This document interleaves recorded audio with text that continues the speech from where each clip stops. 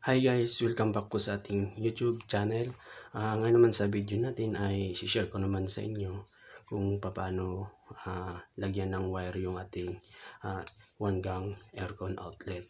So ito yung ating 1 gang aircon outlet. So yan, mapapansin nyo guys, tatlo yung butas. Ayan. So yung ano na to guys, yung isang isang butas ito sa taas ay neutral, at saka dito naman sa kabila ay live. Tapos ito namang pangatlo, yung iba yung hugis ng butas ay ito yung ating ground. So ito naman yung likod niya. So yan, meron naman nakalagay dito na symbol niya. So yan, pakita ko sa inyo guys. So ito, yan, kung mapapansin nyo ay i-break rin mo natin. So ito, so may nakalagay ditong yung in, tapos L. So ito yung live at saka yung neutral. So dito naman sa taas, ito naman yung ating ground. Ito guys, yung ground ay diretso na to papunta dun sa ating lupa. Yun ay maglalagay tayo dito ng wire.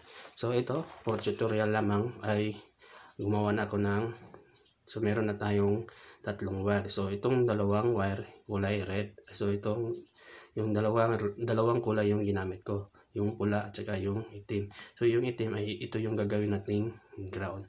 Tapos itong pula naman ay yung ating live at saka neutral. Sa wire naman na gagamitin natin guys ay gagamit tayo dito ng number 12.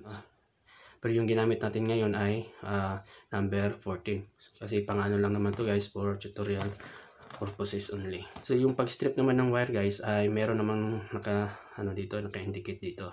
So yan. So ito lang yung susundin nyo. So 20 mm yung haba ng wire.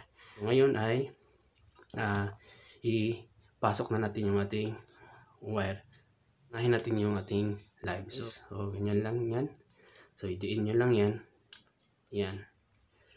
So yan. Pagka tumunog na yan, ibig sabihin naglalak na yan. Tapos dito naman sa kabila. So yan. So ganyan. So live at saka neutral. Tapos last naman yung ground. So kahit saan dito ipapasok nyo yung wire. So wala namang problema yan kung connected naman yan. So yan. Yan yung connection yung ating 1 gang na aircon outlet. So guys, yung connection nito ay ito yung ating live at saka ito naman ating neutral.